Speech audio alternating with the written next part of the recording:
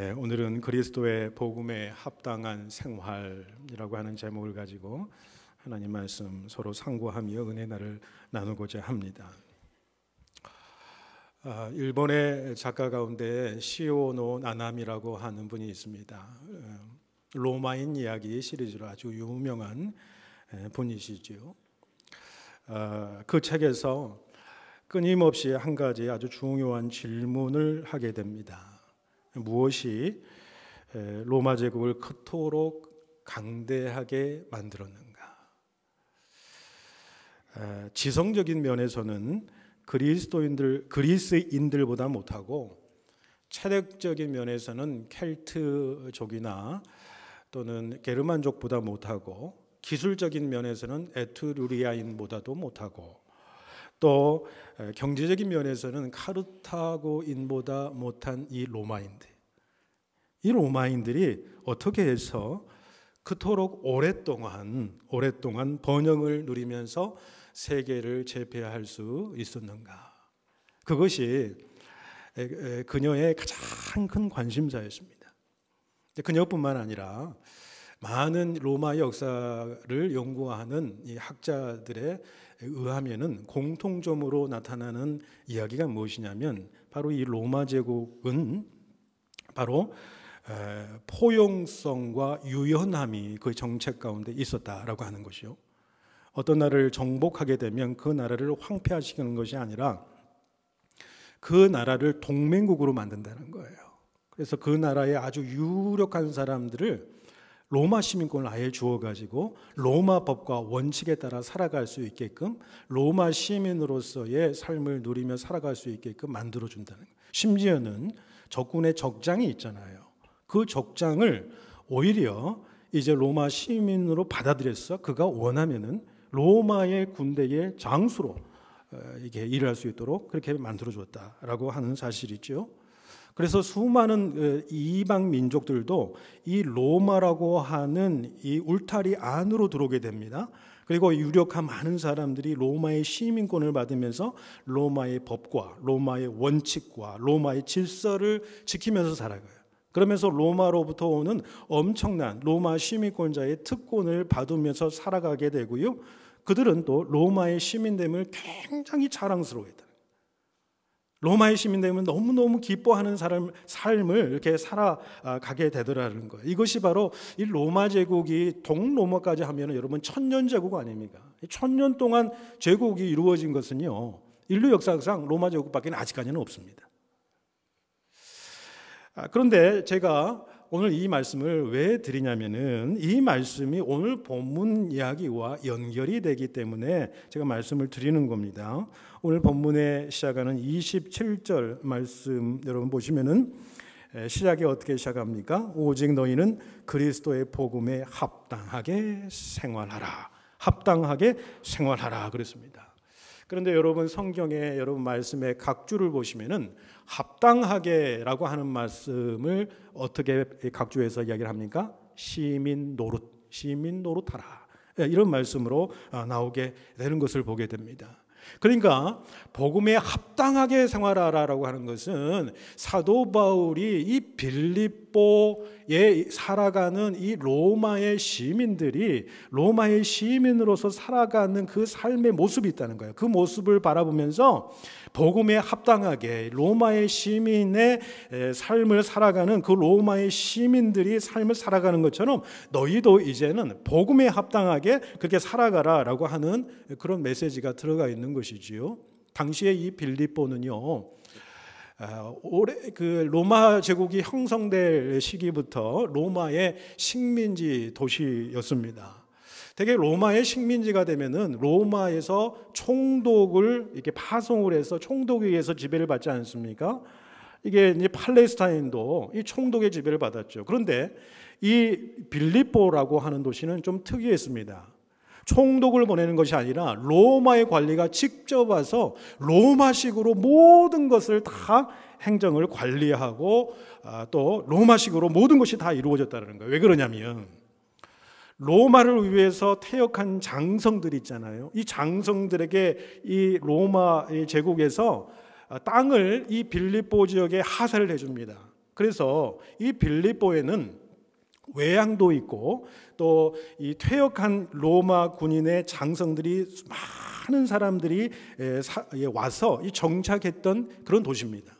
그러니까 빌립보라고 하는 도시는 굉장히 특이한 도시예요. 다른 도시와 다르게 로마의 시민권자를 가진 사람들이 굉장히 많은, 대다수를 차지했던 그런 도시라는 거예요. 그래서 로마의 언어를 쓰고요, 로마식으로 모든 시민들의 옷을 입고 로마의 풍습을 따르게 되고요, 로마의 행정장관이 직접 임명이 되어서 로마식으로 모든 것이 다 통치되었다. 그러니까 식민지 가운데서 소로마라고 불리는 곳이 바로 이 빌립보라고 하는 것이죠. 근데 이 빌립보에 있는 사람들이 자기들이 로마의 시민권자로 살아가는 것에 대한 엄청난 자부심이 있었다는 거예요. 자부심이 있었다는 거예요. 그러니까 이 바울은 이 빌립보 성도들에게 이 빌립보 너희 이 시민들이 그렇게 살아가는 것처럼 너희도 그렇게 살아가기를 원하는 마음에서 비유를 들어 설명한 것이요.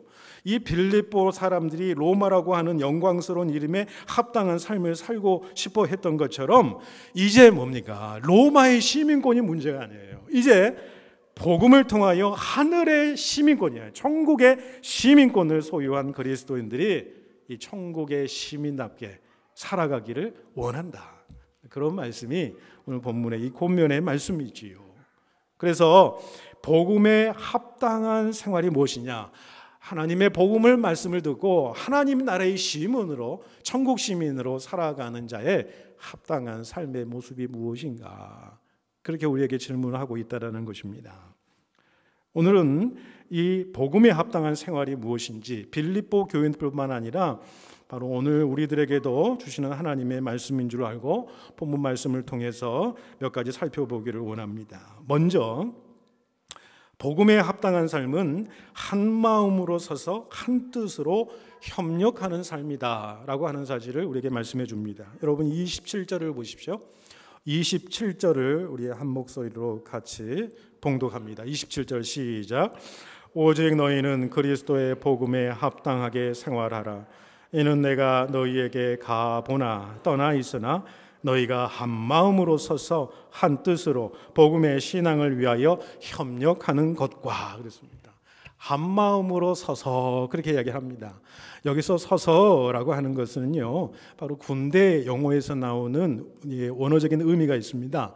그러니까 이게 뭐냐면은 선다라는 거, 함께 선다라는 것은 아주 흐트러짐이 없이 연병장에 도열한 군인들의 모습처럼 이렇게 든든히 서라라고 하는 말씀이고요. 그 이후에 이어지는 말씀을 보시면 한 뜻으로 복음의 신앙을 위하여 협력하라 그랬습니다.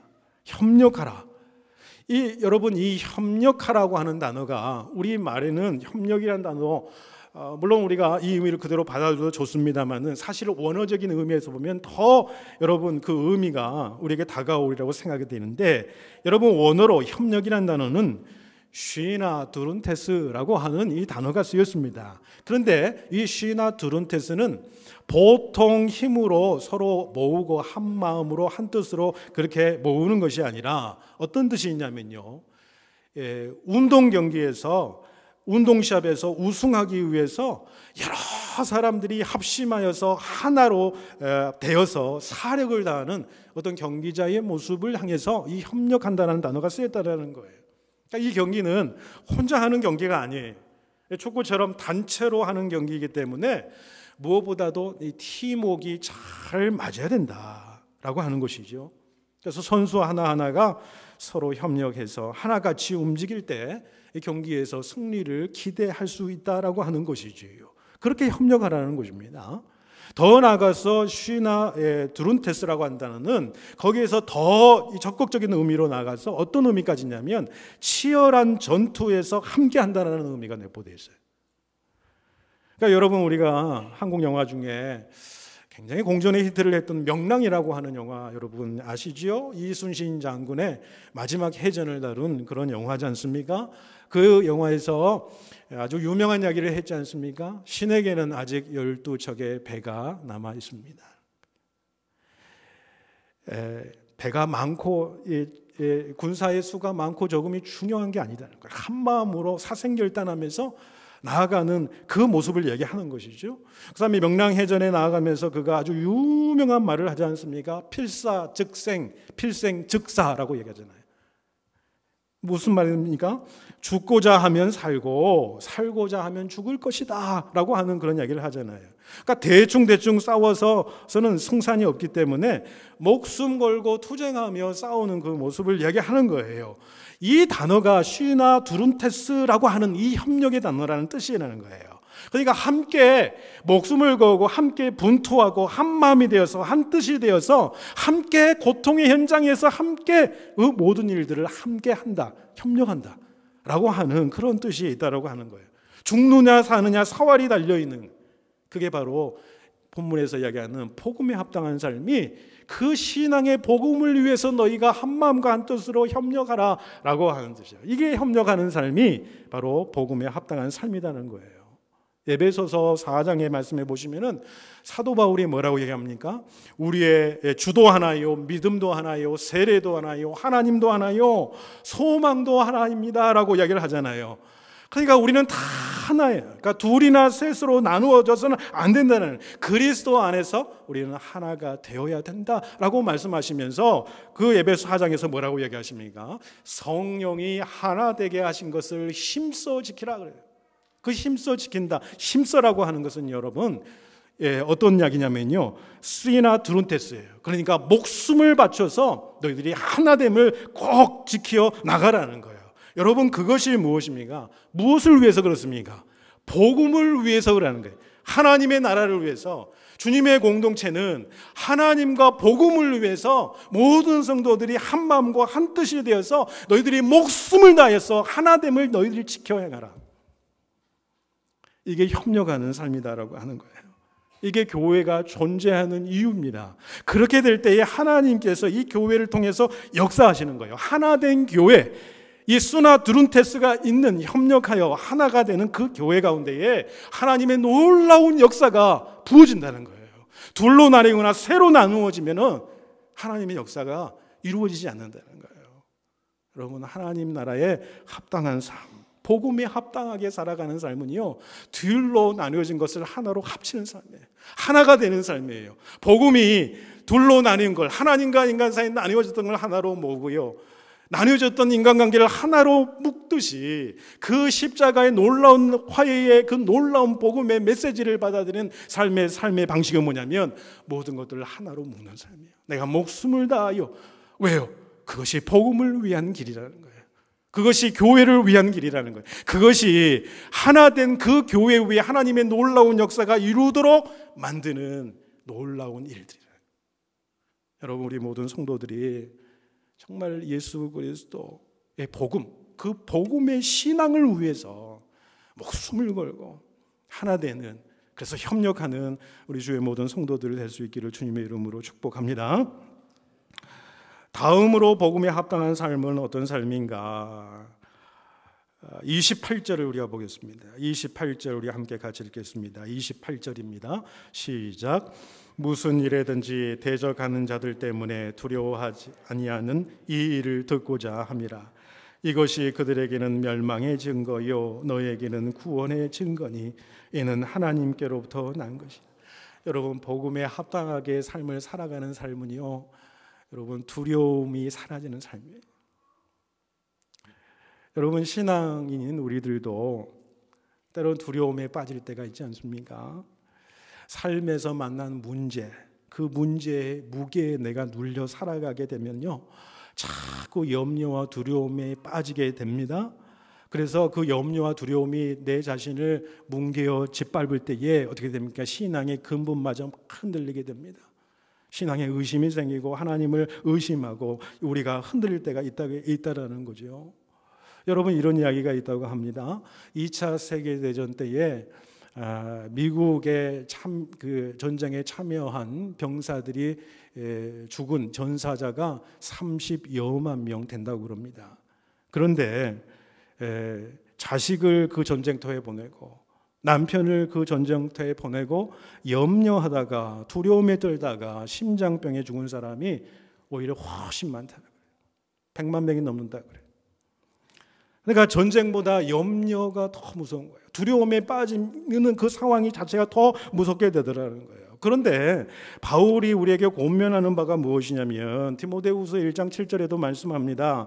하나님이 우리에게 주신 것은 두려워하는 마음이 아니요 그랬습니다. 오직 능력과 사랑과 절제하는 마음이다 그랬어요. 그러니까 하나님 안에 우리가 있을 때 두려움이 사라지게 되는 거예요. 하나님은 우리에게 원하시는 것이 무엇이냐? 우리에게 주시고자 원하시는 것이 무엇이냐? 우리가 하나님의 안에 있을 때에 하나님의 능력을 우리가 받게 되고 하나님의 사랑과 절제하는 마음을 받게 된다는 거예요. 하나님 안에, 하나님을 가까이 할 때는 두려움이 사라지게 되더라는 거예요. 여러분 가만히 우리 신앙적으로 한번 생각해 보세요. 내가 언제 염려 가운데 푹 빠져서 거기서 헤어나지를 못합니까? 언제 두려움 가운데 들어가서 내가 그 가운데서 헤어져 나오지를 못합니까? 하나님이 보이지 않으면요, 하나님이 내 마음을 떠나버리잖아요. 하나님이 내 심령 가운데 계시지 않으면요, 하나님이 이 세상 그 어떤 것보다도 문제보다도 더 커 보이지 않으면요, 반드시 두려움 가운데 염려 가운데 빠지게 되더라는 거예요. 하나님이 가까이 계시지 않으면 두려움이 엄습해요. 염려가 엄습해요. 인간의 생각이 막 엄습한 거예요. 그러니까 두려움이 없는 삶은 어떤 사람이냐면요, 내가 하나님 가까이 가는 삶이에요. 하나님의 그늘 아래에 있는 삶을 살아가게 되면요, 그걸 넉넉하게 이기게 되더라는 거예요. 여러분, 조나단 에드워즈가 마지막 말을 무슨 말을 했냐면요, 그 자손들에게 모든 자신의 죽음을 바라보는 모든 사람에게 한마디 마지막 유언처럼 남긴 말을 뭐라고 그랬냐?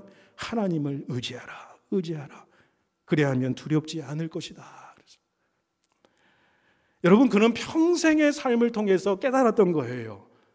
때로는 염려에 사로잡히고 두려움에 사로잡힌 그의 삶이었지만은 하나님을 진정으로 의지하고 의뢰하고 신뢰하는 삶을 살아가기 때는 그 인생 가운데는 두려움이 없는 삶을 살아가더라는 것을 그 인생 가운데 경험하고 깨닫는 거지요. 그래서 그 인생의 마지막 말씀에 그 이야기를 한다는 거예요. 여러분, 믿음의 위대한 신앙의 인물들을 보세요. 다 그 일들을 경험합니다. 두려움에 빠지지 않거나 염려에 빠지지 않는 신앙의 위인들, 인물들 있습니까? 없어요. 다 연약한 인간인지라 어떤 하나님의 능력을 나타내는 하나님의 위인들, 신앙의 위인들이라고 할지라도 염려에 빠지고 근심 걱정에 빠지고 두려움에 빠지는 성도들이 있어요. 특별히 여러분, 다윗이 여러분 고백하지 않습니까? 우리들이 정말 좋아하는 시편 23편에서 뭐라고 고백합니까? 사망의 음침한 골짜기를 지날지라도 나는 두려워하지 않는다고 그러잖아요. 그가 그렇게 위대한 고백을 할 수 있었던 이유가 무엇일까요? 그는 지금 어떤 상황이에요? 내가 사망의 음침한 골짜기를 지금 지나가는 상황 속에서 고백하는 거예요. 내가 사망의 음침한 골짜기를 지나고 있어요. 두려움과 염려와 고통 가운데 내가 살아가고 있어요. 그럼에도 불구하고 내가 두렵지 아니한다, 그렇게 말씀하잖아요. 저는 그 시편 24편 말고 또 다른 이 다윗의 고백을 통해서 그 비밀을 좀 알고 싶었어요. 시편 3편에서도 뭐라고 고백하느냐면, 내 대적들이 1000만인이나 돼요. 이 1000만인이 나를 둘러싸 애워 진친다 하더라도 나는 두려워하지 아니하니라, 그렇게 말합니다. 얼마나 담대한 고백이에요. 1000만인이 대적들이 나를 둘러싸 애워싸고 있는 거예요. 나를 죽이려고 애워싸고 있는데 나는 두렵지 아니한다고 그래요. 왜 두려움이 없었겠습니까? 염려가 없었겠어요? 그런데 여러분, 시편 3편 그 말씀이 나오기 전에 4절에서 6절 말씀해 보니까요, 이런 부르짖음이 있었더라고요. 뭐라고 이야기하면, 여호와께 부르짖으니 그의 성산에서 응답하시는도다. 내가 누워 자고 깨었으니 여호와께서 나를 붙드심이로다. 그 다음에 고백하는 말이 뭐냐면은, 1000만인이 나를 애워싸 진친다 할지라도 나는 두려워하지 아니하리라. 두려운 상황 가운데 있었던 거예요. 염려가 그를 덮었던 거예요. 그러자 그가 어떻게 합니까? 여호와께 부르짖었다 그러잖아요. 부르짖었어요. 밤새 부르짖었어요. 그런데 성산에서 그 하나님께서 응답하시는데, 여러분 어떻습니까? 밤새도록 부르짖고 내가 자고 깨었으니 내가 느낀 것이 무엇입니까? 하나님의 응답이 왔는데, 여호와께서 나를 붙드시고 계신다라는 것을 그가 영적으로 깨달은 거예요. 영적으로 그 상황 가운데 깨달은 거예요. 그러니 1000만인이 나를 둘러싸 외워 진친다 하더라도 난 두려워하지 않겠다. 여호와 하나님의 그 품에 들어가면요, 여호와 하나님이 나를 사랑하시고 그분이 나를 붙드시고 계시다라고 하는 사실을 우리가 깨달으면요, 그 여호와의 임재를 우리가 확실하게만 우리 믿음 가운데에 내가 고백한다면요, 우리는 두려움에서 빠져나갈 수 있다는 거예요. 여러분, 어떤 상황 속에서도 여러분의 눈이 문제를 향하거나 상황을 바라보거나 여러분 고통의 현장 가운데 매몰되지 마시기 바랍니다. 눈을 들어서 하나님을 바라보십시오. 그리고 하나님 앞에 부르짖으십시오. 부르짖을 때 하나님이 위로해 주시고 내가 너와 함께 하리라 라고 하는 음성만 들으면 우리는 반드시 그 두려움을 이기고 극복하고 승리에 나아갈 줄로 믿습니다. 이 귀한 믿음이 저와 여러분 가운데 있기를 원합니다. 마지막으로 복음에 합당한 삶은 무엇인가? 여러분 29절입니다. 29절을 같이 읽겠습니다. 시작. 그리스도를 위하여 너에게 은혜를 주신 것은 다만 그를 믿을 뿐 아니라 또한 그를 위하여 고난도 받게 하려 하심이라. 여러분, 기독교의 역설적인 진리 가운데 하나가 무엇이냐? 은혜와 고난이 공존한다라고 하는 거예요. 은혜와 고난이 공존한다라는 거예요. 은혜와 고난은 동전의 양면이라는 거예요. 여러분, 은혜는 하나님께서 우리에게 거저준 선물이에요. 하나님의 선물이에요. 그러면 고난도 마찬가지라는 거예요.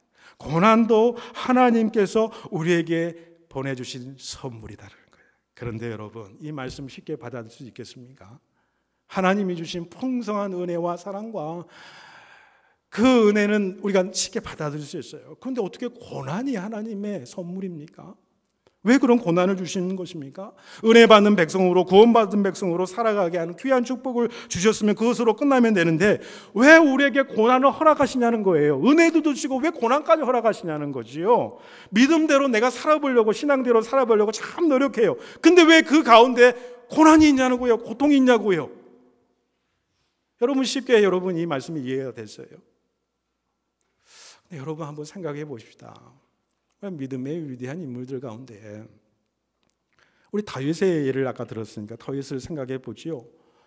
다윗이 왕이 되기 전까지 10년, 15년의 삶을, 도망자의 삶을 살았습니다. 쫓기면서 이 한대 곳에서 굴 속에서 그 야영 생활을 하면서 늘 두려움에 떨면서 언제 죽을지를 모르는 쫓김당하는 세월이 여러분 10년입니다. 그런데 이게 다윗의 잘못으로 인한 것입니까? 다윗의 죄로 인한 것이었습니까? 그렇지 않았습니다.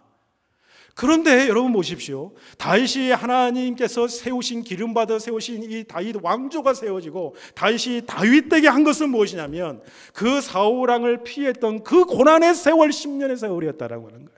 그 세월이 있었기 때문에 다윗 왕이 될 수 있었던 거예요. 그 세월이 있었기 때문에 그 다윗 왕의 씨앗에서, 그 후손에서 메시아가 나타나, 예수 그리스도가 나타날 수 있었다. 다윗이 되게 한 것은 고난이었어요. 그 고난이 하나님의 선물이고 은혜의 통로였다고 하는 사실을 그래서 다윗이 고백하는 거예요. 여러분, 믿음의 인물 가운데 기도의 어머니 한나 여러분 아시죠? 너무너무 고통 가운데 살았어요. 자녀가 없었어요. 아들이 없었어요. 너무너무 힘든데 둘째 부인 분인자가 그녀를 그것 때문에 자꾸 모욕하고 힘들게 하고 그래요. 얼마나 고통 가운데 있었느냐. 그런 그 고통 가운데 있지 않고 어떻게 했어요? 하나님 앞에 부르짖고 기도하잖아요. 성소에 들어가서 술 취한 사람처럼 하나님 앞에 때를 쓰면서 부르짖어가면서 기도를 하지 않습니까? 결국에 그 고난과 그 고통, 그 통해서 어떻게 됩니까? 사무엘이라고 하는 민족의 지도자를 배출하게 되잖아요. 그래서 사사기 시대에 그 어렵고 혼탁한 그 시대를 다윗 왕가의 이 어떤 그 시대로 이 흐름을 완전히 바꿔버리는 사람, 그 위대한 인물을 낳게 되었다는 거죠. 모든 위대한 신앙의 인물 가운데 고난을 거치지 않고 하나님의 역사를 이루는 인물들이 있었습니까? 없었다는 거예요. 자, 그래도요, 아무리 그래도요, 사실은 인생의 풍랑이라 이 고난이나 고통이라는 것은 여러분 되도록이면 경험하지 않는 것이 좋지요. 고난과 고통을 좋아할 사람이 어디 있겠습니까? 그런데 여러분, 우리의 인생사를 한번 보십시오. 큰 고난과 고통도 있을 수 있지만은 우리의 인생 앞에 끊임없이 오게 되는 인생의 풍랑을 경험하지 않는, 인생의 고난과 고통을 경험하지 않는 그런 인생이 있습니까? 그런 인생은 없어요. 그렇다고 한다면 우리 인생 가운데 경험하는 인생의 풍랑이나 인생의 고난이 어쩔 수 없는 고난이라고 한다면 하나님을 믿는 사람들은 그 고난을 하나님의 선물로 받을 수 있는 믿음이 필요하다는 거예요.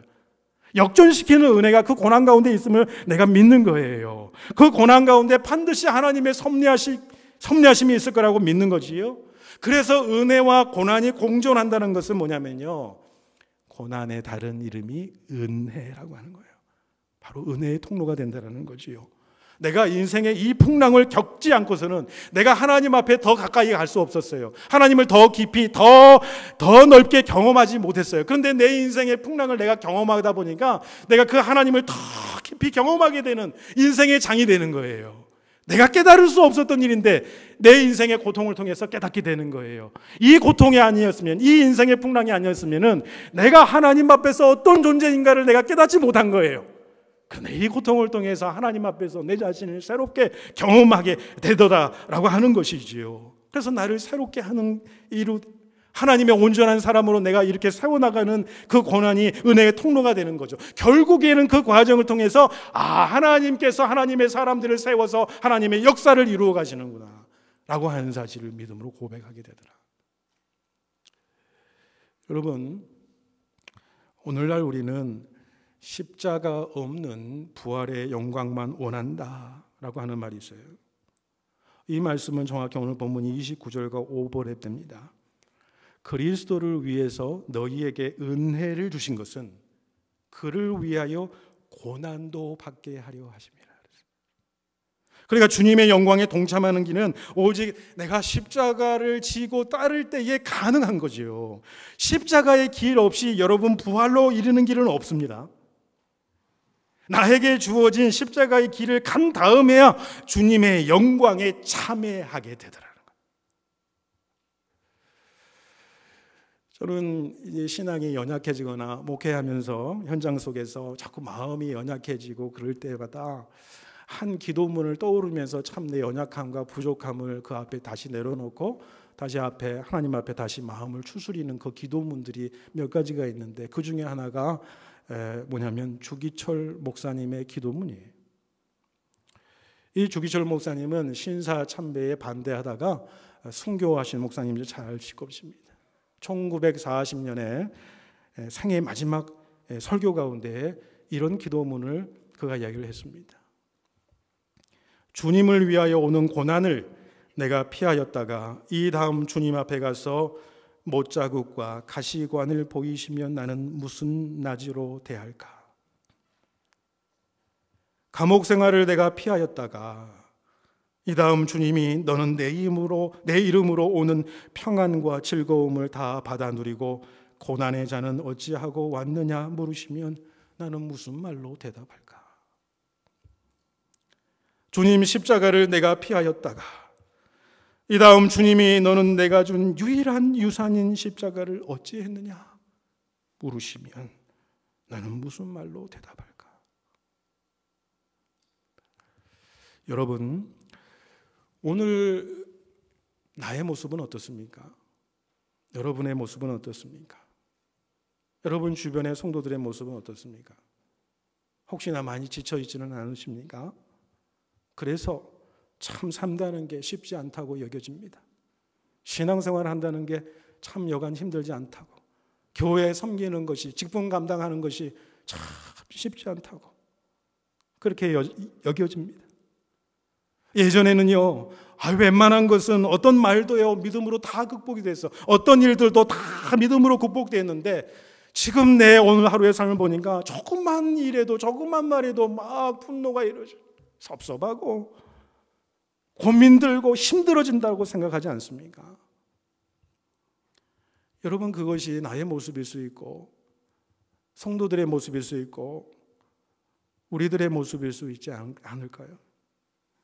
여러분, 그래서 우리가 하나님의 말씀과 하나님을 바라봄으로 위로와 소망을 얻은 자들이 주변에 낙담한 자들을 서로 안아줘야 된다는 거예요.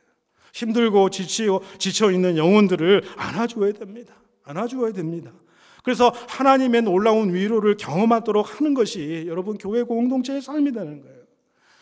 월드비전을 창시했던 바 피어스 선교사님이 드린 짧은 한 줄의 기도가 있는데요. 그 기도가 너무너무 제 마음을 때리더라고요. 그게 무슨 기도 제목이냐면은 이거예요. 하나님의 마음을 아프시게 하는 것들로 제 마음도 아프게 하소서 그랬어요. 저는 이 한 줄을 듣고 너무 정말 그 하나님의 그 아프신 마음, 그 마음을 내가 품을 수 있다면 내 삶은 달라지지 않을 수 있을까? 하나님의 마음을 아프시게 하는 것들로 내 마음도 아프게 하더라고요. 우리의 삶을 향해서, 내 삶을 향해서 하나님의 마음이 어떨까요? 하나님께서 내 마음을 향해서 너무 아파하시는 거예요. 왜? 온전한 모습으로 하나님께 헌신하지 못하는 그 모습을 바라보고 세상 정욕에 빠져있는 우리 모습을 바라보고 너무너무 아프신 거예요. 그 아파하시는 하나님의 마음을 내 마음에 품고 내 자신을 돌아보면 뭔가 변화되는 삶을 살아갈 수 있지 않겠느냐라는 거예요. 그러지 않겠습니까? 주변의 이웃들과 성도들을 향한 하나님의 마음이 어때요? 그 이웃과 성도들을 향해서 하나님의 마음이 찢어지게 아프신 거예요. 근데 그 하나님의 마음을 품고 내 마음에 품고 이웃과 성도들의 그 아픈 마음을 바라보면 뭔가 달라지지 않겠어요? 우리 공동체가 뭔가 달라지지 않겠어요? 하나님께서 교회와 세상을 향한 하나님의 마음이 있어요. 근데 그 하나님의 마음이 너무너무 아프신 거예요. 교회를 향해서, 세상을 향해서, 조국 대한민국을 향해서 그 향하신 하나님의 마음이 너무너무 아프신 거예요. 그런데 그 하나님의 마음을 내가 품고 교회를 향하고 세상을 향하고 조국 대한민국을 향한다면 뭔가 달라지지 않겠어요? 그 마음을 품는 게 섬김입니다. 하나님 마음에 합한 자요 복음에 합당하게 살아가는 삶이다 라고 하는 사실입니다. 여러분, 그 친구 두 사람이 아내에게 꽃을 선물하려고 꽃가게에 들어갔답니다. 두 사람이 논쟁이 서로 붙었는데 뭐냐면은 꽃을 선물하면 꽃을 선물하는 자가 더 행복하냐, 아니면 이 꽃 선물을 받은 사람이 더 행복하냐라고 하는 걸로 서로 논쟁이 붙었어요. 논쟁이 붙었는데 이 결론이 나지 않는 거예요. 그래서 꽃가게 주인에게 물었습니다. 꽃을 주는 사람과 꽃을 받는 사람 중에 누가 더 행복합니까? 라고 꽃주인에게 물었더니 여러분, 꽃주인이 무슨 대답을 했는지 아십니까? 여러분 한번 생각해 보세요. 어떤 대답을 했을까요? 이 꽃주인이 대답하기로 꽃을 파는 내가 제일 행복합니다 그러더라는 거예요. 여러분, 우리가 복음에 합당하게 살아간다면은 나에게 유익이요 공동체의 유익입니다. 그런데 그 일 때문에 더 기뻐하시는 분이 누구신지 아십니까? 우리 하나님이시다. 하나님이시다. 여러분, 오늘 말씀 가운데 결단하기를 원합니다. 여러분, 다른 거 없습니다. 복음을 위하여 내 자신을 내려놓고 내 생각을 내려놓고 복음을 위하여 한 마음과 한 뜻으로 협력하시는 저희 공동체 될 수 있기를 축원합니다. 그 복음의 능력으로 여러분 두려움과 고난을 능히 이기시고 승리하시기를 주님의 이름으로 축복해 드립니다. 기도드리겠습니다.